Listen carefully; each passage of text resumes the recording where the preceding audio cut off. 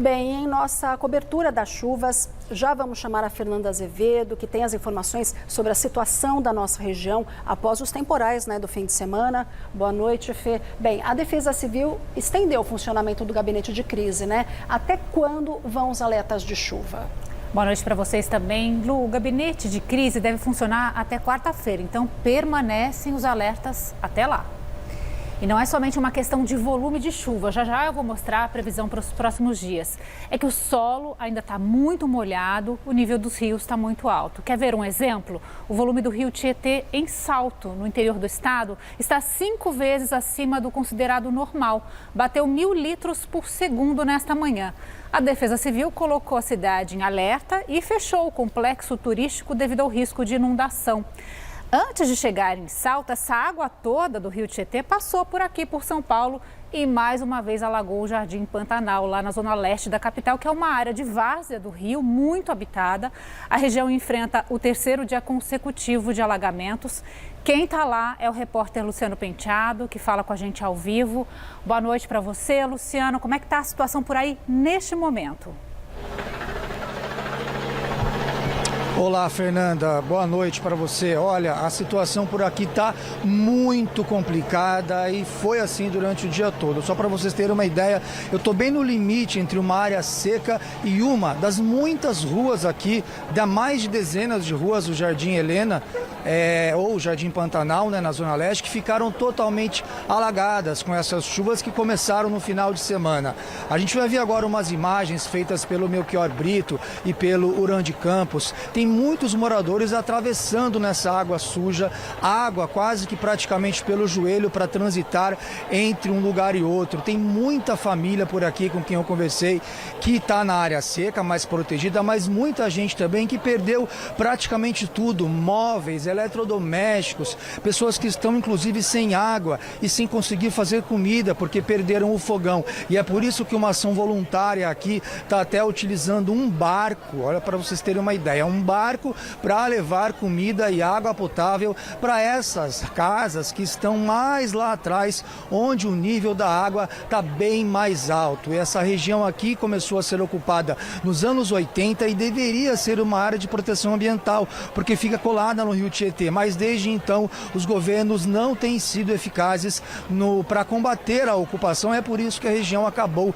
se transformando em um bairro de fato. Bom, pela manhã, quem esteve aqui foi o vice-prefeito, Coronel Melo Araújo, representando o prefeito Ricardo Nunes, que não compareceu aqui à região durante a manhã. Ele foi hostilizado, o vice, Melo Araújo, precisou se esconder em um local aqui reservado, em uma escola, porque as pessoas protestavam contra a falta justamente de políticas públicas para prevenir enchentes como essas, que, como a gente sempre mostrou aqui no Jornal da Gazeta, são muito recorrentes, principalmente agora em janeiro. Bom, o que dizem as autoridades? O governo do estado disse que a barragem da Penha, que fica no rio Tietê, mais ou menos próximo aqui do local e que está fechada desde sexta-feira, não é a causa desses alagamentos, apesar dos moradores considerarem sim que esse fechamento, esse bloqueio, pode ter agravado a situação. Já a Prefeitura de São Paulo diz que pretende regularizar a situação fundiária, das moradias aqui de 4.000 famílias e que 900 dessas famílias devem ser regularizadas e receberem o título de regularização ainda este ano. O prefeito Nunes culpou novamente a natureza e a força da chuva específica deste final de semana para esses transtornos e falou sobre as indenizações de 20 mil a 50 mil reais para moradores, para cada família que desejar sair aqui dessa região. Vamos ouvir agora em detalhes o que disse o prefeito Ricardo Nunes sobre essas famílias aqui do Jardim Helena. De 30 anos, a gente tem um pré-estudo para fazer um dique ali, mais de R$1 bilhão. Dá para fazer um dique contornando todo o rio Tietê para conter aquela região? Não dá para fazer. Então a gente precisa ter transparência. Eu fiz um sobrevoo sábado lá, fiquei muito assustado. Crimes ambientais acontecendo de forma absurda, muitas pessoas fazendo ali locais de descarte de entulho, aterrando, mas só algumas ideias de repente fazer ali uma ajuda financeira, que vai de 20 a 50 mil reais, dependendo da casa, para as pessoas saírem. Sai, faz a demolição, a gente ajuda financeiramente. Enfim, o poder público está para ajudar e colaborar emergencialmente aquilo que eles precisavam. Quem estava desamparado, o local para dormir, o cartão emergencial. Nós fizemos uma lei que foi dado um cartão de R$1.000 para cada família. Praticamente impossível você ir contra a natureza e querer conter um rio Tietê, aonde as pessoas entraram no local de várzea, que é onde, quando sobe o nível da água por conta das chuvas, a água não tem para onde ir. Então ela vai para onde? Para dentro da casa das pessoas. E as chuvas que castigaram a região metropolitana de São Paulo no fim de semana provocaram mais uma morte. Um motorista de aplicativo ficou preso no alagamento e morreu afogado. O caso aconteceu na noite de sábado, em um alagamento na região da Vila Prudente, zona leste de São Paulo. Segundo a Secretaria de Segurança Pública, a vítima, um motorista de aplicativo de 50 anos, tentou passar por uma rua alagada, o que provocou uma pane. O passageiro conseguiu sair pela porta traseira, mas o motorista teria se recusado a deixar o veículo. Ele foi retirado em parada cardiorrespiratória e não resistiu. É a 18ª vítima das chuvas no estado desde o início do verão, em dezembro do ano passado. Segundo a Defesa Civil, apenas no final de semana, na capital paulista, choveu mais de 60% do esperado para fevereiro inteiro. Várias outras ocorrências relacionadas às chuvas foram registradas na capital no fim de semana. Uma via da Marginal Tietê chegou a ficar alagada na Ponte das Bandeiras. E somente nesta manhã, os bombeiros receberam mais de 50 chamados para queda de árvores. Entre elas, uma plantada pela arquiteta Lina Bobardi há 40 anos, dentro do Teatro Oficina, na região central da cidade. A planta da espécie cisalpina, da família do pau-brasil, integrava o espaço cênico. Representantes do teatro postaram que estudam replantar a árvore. Nos transportes, um deslizamento de terra atingiu um trem e os trilhos da linha 7 Rubi da CPTM na estação Botujuru.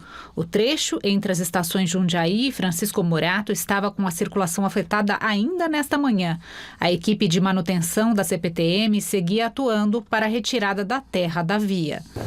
Na Grande São Paulo, o volume de chuvas provocou diversos alagamentos e deslizamentos de terra. Cidades que historicamente sofrem com problemas de drenagem voltaram a ficar embaixo d'água.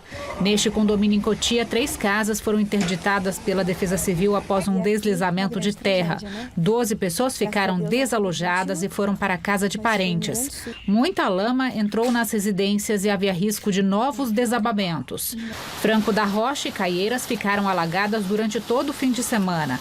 Taboão da Serra e Embu das Artes também foram extremamente castigadas pelas chuvas intensas.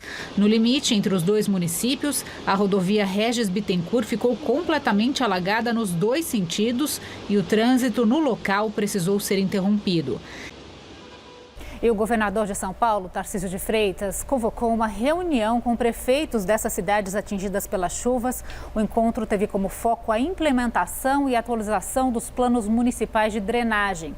A secretária estadual de Meio Ambiente, Infraestrutura e Logística, Natália Rezende, reforçou a necessidade de planejamento para evitar novos desastres. Segundo ela, o governo estadual pretende auxiliar os municípios na formulação dessas políticas. Bom, em frente a toda essa situação, tem uma boa notícia, uma notícia de alívio agora. A zona de convergência do Atlântico Sul, aquele corredor de umidade que trouxe muita chuva para São Paulo, está se desconfigurando. Significa que a frente fria que ficou aqui estacionada no nosso litoral está perdendo força. As chuvas continuam nos próximos dias, mas já com aquela cara mais típica de verão e não mais tão constantes e volumosas como essas últimas. A tendência para os próximos dias é o gradual retorno do sol pela manhã e aí aquelas pancadas de chuva entre tarde e noite isoladas, provocadas pelo calor e umidade. Amanhã a máxima já sobe, 29 graus, 15 milímetros de chuva. Na quarta, condições bem parecidas, até mais quente, 31 graus e uma pancada de 12 milímetros. E na quinta deve chover ainda menos. Pelo Brasil, o risco de chuva forte ainda prevalece nesse caminho do norte até o sudeste do país. Então, atenção aos temporais no sul de Goiás, Mato Grosso, Rondônia, Acre, Amazonas e no Pará. Amanhã não chove em boa parte de Minas Gerais, no interior da Bahia, também no Rio de Janeiro. todo o Rio Grande do Sul e também no oeste do Mato Grosso do Sul. Esses estados terão uma terça ensolarada e as temperaturas vão subir muito nessas regiões. Uma nova onda de calor vai se estabelecer até o dia 7 de fevereiro. Nessas áreas em vermelho aqui do mapa, mais para o oeste dos estados do sul, as temperaturas ficam até 7 graus acima da média. Nas áreas em laranja, de 3 a 5 graus acima das médias. Amanhã, por exemplo, em Porto Alegre, a máxima será de 38 graus. E mesmo nessas áreas que enfrentam onda de calor agora, elas podem ter chuva forte nos próximos dias. É o combo completo do verão, né, Fernanda? Obrigado, até amanhã. Obrigada, boa noite. Boa noite.